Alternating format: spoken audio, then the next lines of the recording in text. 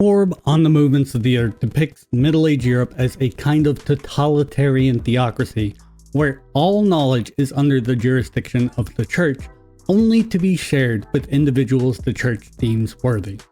Even fewer are allowed to expand upon it, and the punishment for diverting from the established canon is, let's just say, severe. While the series acknowledges this is an extreme dramatization, and even offers a more accurate snapshot of academia at the time in the final episode, its depiction of the Middle Ages isn't that far off from what we colloquially refer to as the Dark Ages. Typically, when you hear the Dark Ages, you probably think of Europe in the dawn of the first millennia, but so-called Dark Ages have occurred all over the planet throughout various times and periods and cultures, like the Jin period of China after the fall of the Han Dynasty. Nowadays, the term Dark Age is kind of antiquated. Historians will point to certain technological or cultural advances and the rate of those advances as a means of dismissing it, but if those advances are only happening with the ruling class, what else could you call it for the majority of people living under feudalistic rule as serfs or slaves, barred from receiving an education and constantly being handed from one ruling party to the next? Dark Ages are historically characterized by declines or lack of advancement in literacy and quality of life. Regardless of any advancements hoarded by the elites of the period and place, this was always, undeniably, the reality for the people that lived under them, and, if anything, that intellectual hoarding is the most characteristic aspect of any Dark Age. The flow of information in a Dark Age looks like this. A ruling body determines what information can be researched by a group of their choice. That group researches that selective information and makes their conclusions available to an authority under that ruling body. That authority explains what they see fit to a select group of individuals under them, and that group passes along what they've learned to whomever they are allowed to teach it, and so on and so on. What this means is that not even the people teaching it have access to the information and are unable to question it. In the case of Europe's Dark Age, this would be pastors teaching the Bible without ever having access to it, often without ever being taught to read. What little information is made available to the general populace is already secondhand before it's even passed on, and is meant to be taken on faith. This system has existed in the US as recently as the 19th century with slave Bibles, created to omit things potentially problematic to slave owners, like Moses leading the Israelites out of Egypt. It was then taught to individuals who weren't allowed to learn to read, who then taught their understanding to the enslaved. The American South saw major booms in technological advancement with the steam engine. Public schools were being created, the likes of Mark Twain and Harriet Beecher Stowe were creating popular fiction, but all of that enhancement was withheld from the enslaved. This period may have been an industrial boon throughout most of the Western world, but the slaves didn't see it. In fact, it was to their detriment. The restrictions on literacy they faced led to many of their languages and cultural customs just dying out. Some of you may be wondering, what does any of this have to do with some kind of neo-Dark Age? This is the information age, after all. Everyone in the world has access to all the information in the world right at their fingertips. It's the antithesis of a Dark Age.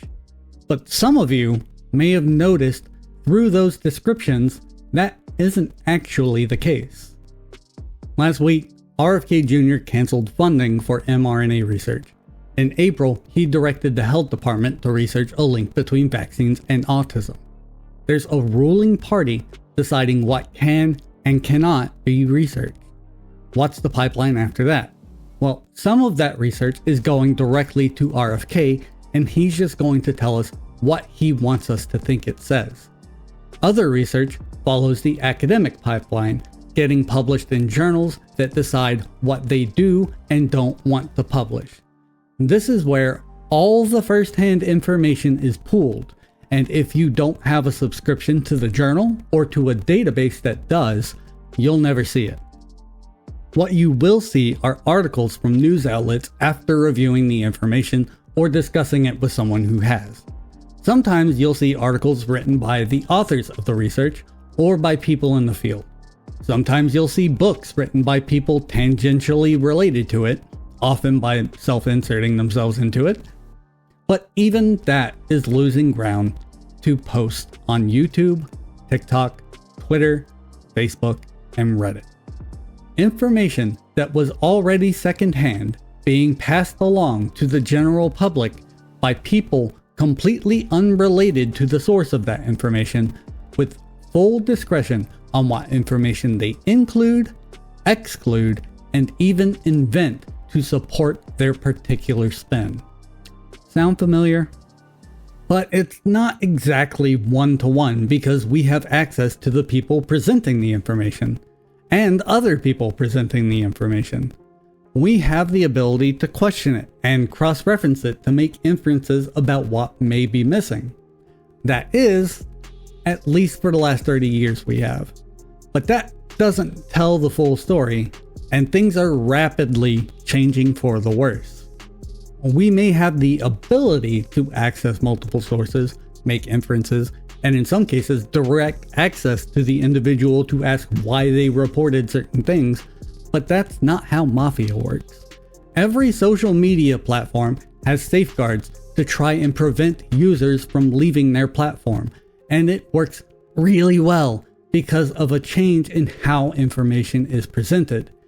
In the pursuit of trending in the algorithm, just to make sure your information gets to other people, information outlets have to prioritize engaging clicks, and formal presentation of information doesn't work near as well as marketing pitches, specifically the dilemma pitch. Have you ever wanted to relive your childhood through Pokemon Yellow, but been unable to get your hands on it because Nintendo refuses to re-release it?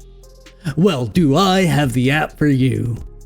This strategy is as old as marketing because it takes advantage of a serious psychological vulnerability we all have, the fear of the unknown. People aren't content with not knowing things. So if you provide a prompt that makes them realize they don't know something, they become desperate to fill that gap in knowledge.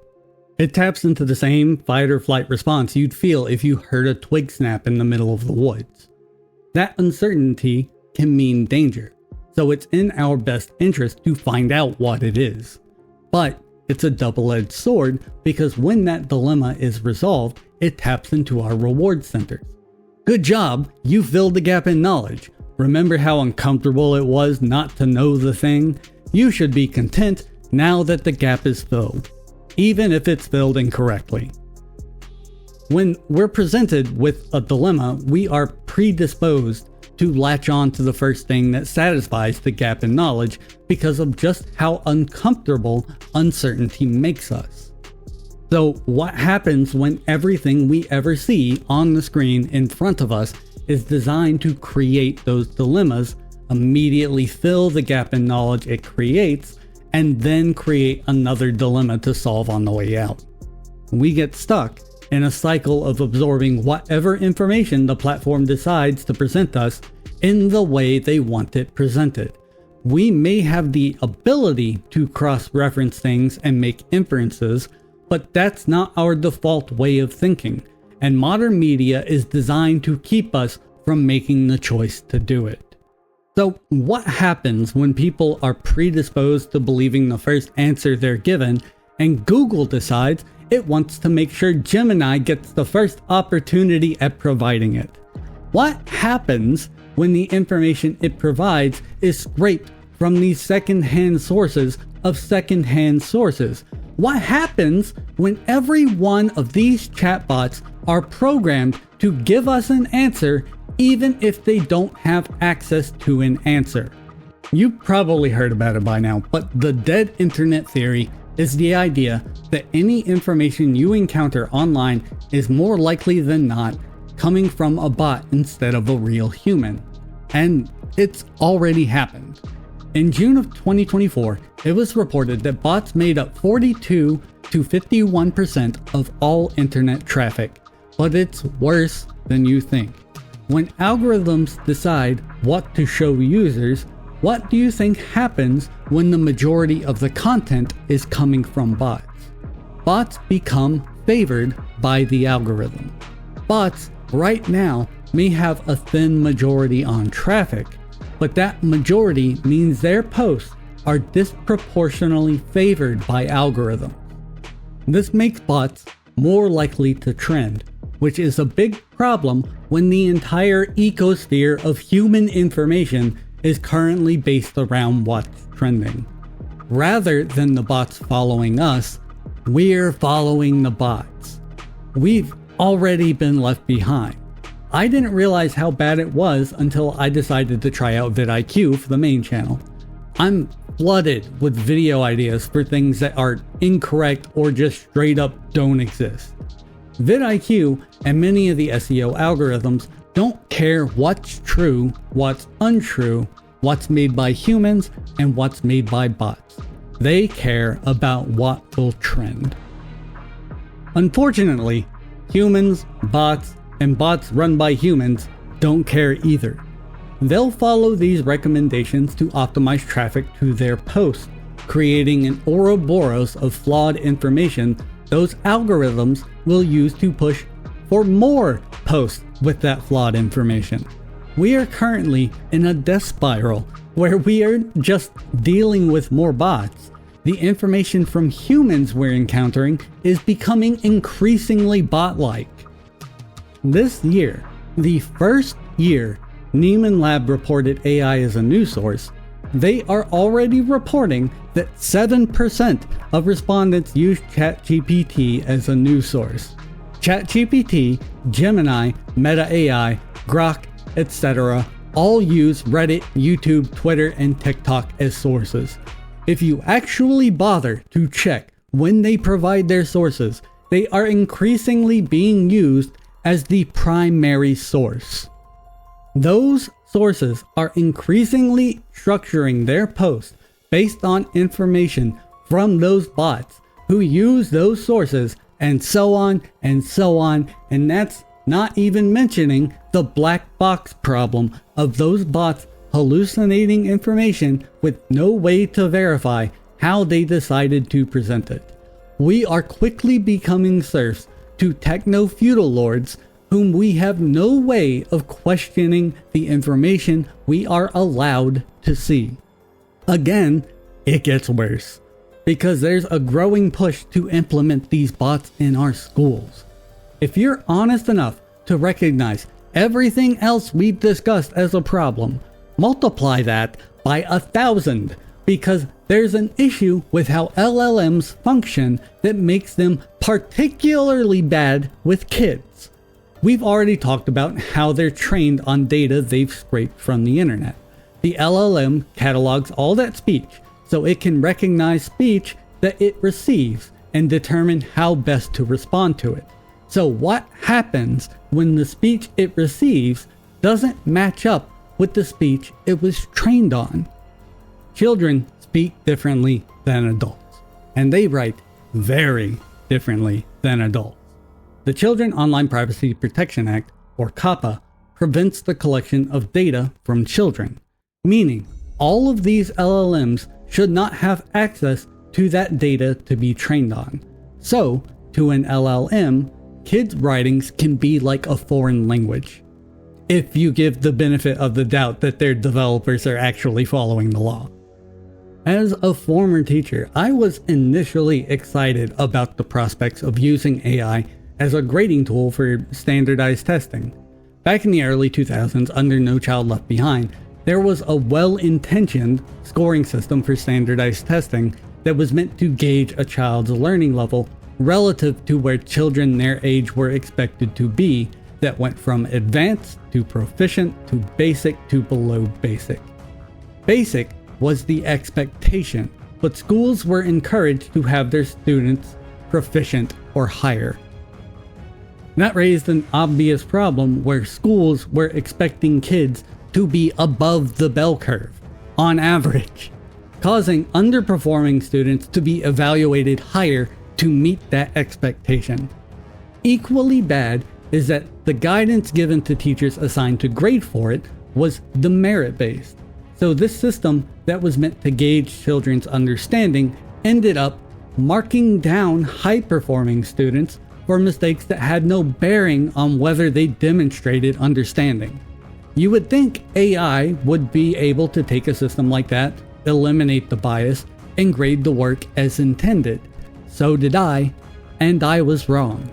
I decided to give this a trial run with my niece. I presented her with the classic word problem about the farmer, the grain, the chicken, the fox, the boat, and the river, and instructed ChatGPT, Grok, and Gemini to grade it under the No Child Left Behind criteria for her grade level. She gave the correct answer. Take the chicken, go back for the grain, replace the chicken with the grain, replace the chicken with the fox, leave the fox with the grain, go back and retrieve the chicken. However, all three models misunderstood her answer, believing she had left the chicken alone with the fox.